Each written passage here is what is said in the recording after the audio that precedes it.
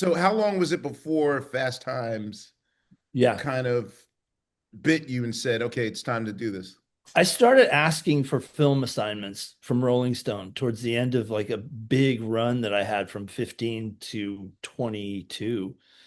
I started asking for film stories. And Richard Dreyfuss was the first one that I did. And Dreyfuss, fantastic and so different from the musicians, like just wondrously narcissistic and fun. Like he was at the peak of his kind of like Close Encounters phase and everything. Jaws to Close Encounters, like biggest star going, right? And he said, if I do the Rolling Stone interview, I'd like to do it differently. Like, what if you ask a lot of people who've worked with me what they think of me and then bring that back to me He and wanted an I'll oral respond history. to it. Yeah. But he was like, bring me the oral history of what people have said about me and I'll respond to it, which was wild. And so I talked to a whole bunch of people about Richard Dreyfuss and did this interview where I basically threw stuff to him about things people were saying about him, good or bad. And he was fucking ferocious about it. It was amazing. And the next assignment I got that was film centric was Sissy Spacek. And that lit a fire Was this because for Coal Miner's Daughter? it was before Coal Miner's Daughter. She had Okay. done Carrie and Badlands and Okay. Three Women with Altman. And this you'll love this. Hmm.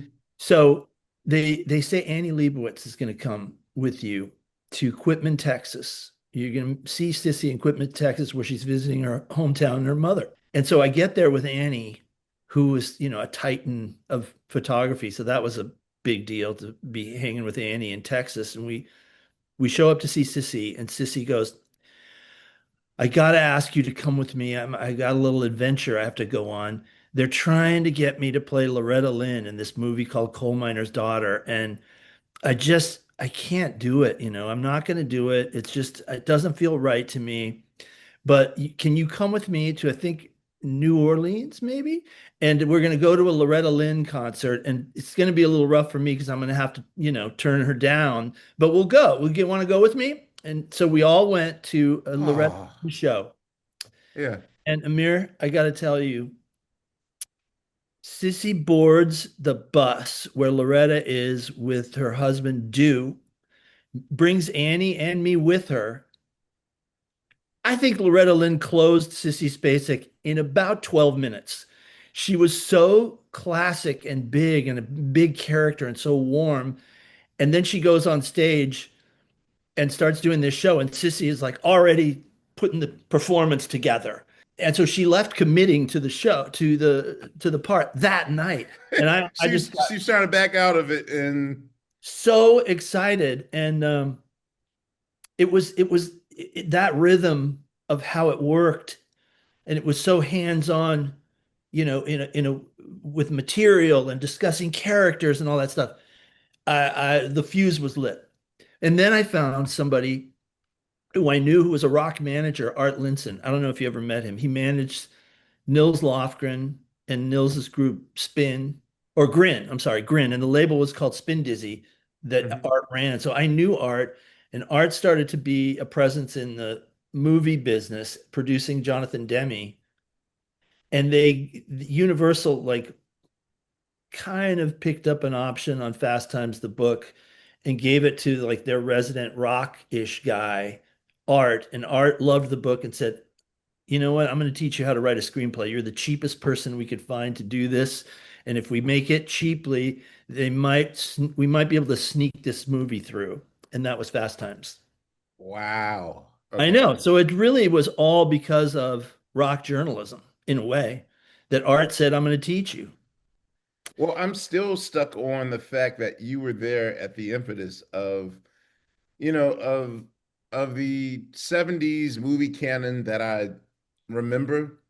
Coal Miner's Daughter is probably the first 70s film that I like really remembered as, I mean, that came out in 79, right? I Yes. think. Yeah. Yeah. So yeah, I was 8 years old. So I have, and it made an impression on me. Like I didn't hear of Loretta Lynn, but since that moment, then I became very familiar with her and her music and all that stuff. And so to hear that you were there at the impetus of it, when you saw the end result, like did it make an impression on you as far as music films are concerned, or Big time. I loved it. And I thought Sissy deserved the Academy Award.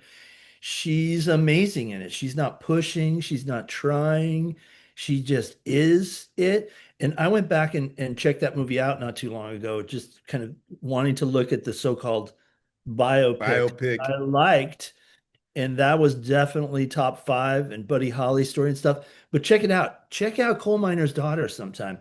It is the slowest, easiest wade into telling a story. It just is character, it's time and place, which you crush in Sly Lives. Time and place is like so important. And I saw it and I was just like, the whole drive to have like montage, here's the person that you're gonna see the life of. It's like, man, you don't need it. With the right pace, it's like an invisible gas that just pulls you in, and that's Coal Miner's Daughter. For you though, with biopics, and personally, I always thought there's a danger in telling the soup to nuts story of a life where you can't, where it's hard to really cover it all. And I always thought that, man, why doesn't someone just talk about a very, very specific time period? Like when they were first talking about the James Brown biopic, I said, man, you could probably get the essence of who James Brown is if you talk about April 4th, 1968, which James Brown fans know that there was a concert scheduled in Boston.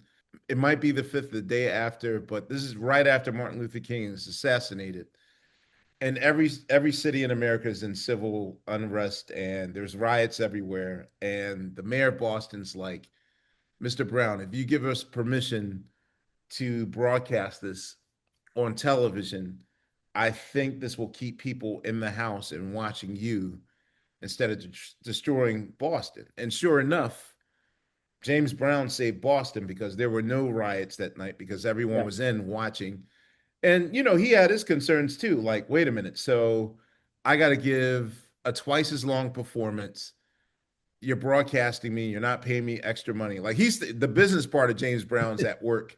Like, I, no, like, what's in this for me? Like, I'm giving the cow for free. But I always thought, man, if you told the story, like very specific stories instead of the entire biopic, Right. like how, okay, well, if you're allowed When to it's say a, it, when it's a history lesson, you right. lose me. If it's characters that are not cut out human type people that say things, that are completely dealing with the Wikipedia issues of the artist, it's like you lose. Mhm. But I don't know. You can do soup to nuts if you have a reason to do soup to nuts. As soon as they tell you soup to nuts can't be done, someone will pull it off. But yeah, most of the time you want that sweet spot because it's filled with story and you don't need to. You're right. I mean, James Brown in Boston, you get it all. You get the music, you get time and place. You get it all. I guess it's case by case. Gotcha. Um, Citizen Kane is soup to nuts. Is it a biopic? Kinda, but it tells us a greater story than sit down. I'm going to tell you about a life with sepia toned glimpses of my childhood. But that's also like a first of its kind. So I could That's true. imagine. I That's true. wanted to know, like, if that were to come out in the mid aughts, and it would have just been The Office, you know? Wow. Yeah, yeah, Well, I mean, yeah. That's funny. are you telling the entire story of Joni Mitchell? Or is this a very specific part of her life that you're focusing on? It's chunks. Okay. It, it's not one slice. It's some slices. And Okay. uh, and it's in a context that I think it holds together for a bigger story, to be slightly vague, but Got you. I got you. maybe a little clear. But I just there's a way to tell her story, which is why I called up, her place and just said, like, I have a take on this. Whenever you're interested in anything like this, just come to me and I'll pitch it out and see what you think. And they were like, now, get over here. How easy was it to convince her? Because right now, the most frustrating, frustrating part of this whole process that I'm in right now is conveying to my subjects or my dream subjects Yeah. the urgency of time running on the clock right now. Yes. And turns into anecdotes with cute little punchlines. Right. And there's the whole kind of revisionist history thing, like your version of how it happened. And it's such a dangerous spot. And I can't convey to people enough that the importance of pictures, writing things down, saving Yeah. posters. Yes, yes, yes, yes, yes. It's so you can taste it when you have that stuff from the day. And it's a souvenir from the day. It's important. So this wasn't a hard pitch to convince her, like, now's the time to tell your story. No, no, because there were a lot of people that had been coming before me with really bad ideas. And so I had the benefit of their failures in probably not knowing her well enough. So if a few of them I think came in not really knowing her history, and Right. it's like the Barry Gordy thing, if you send me a letter and it's Barry, you didn't take the time to know how my name was spelled, and I can't take the time to know what you want from me. Goodbye. I love that. But the thing is, this is what's interesting. Uh, Tell me if you've run across this.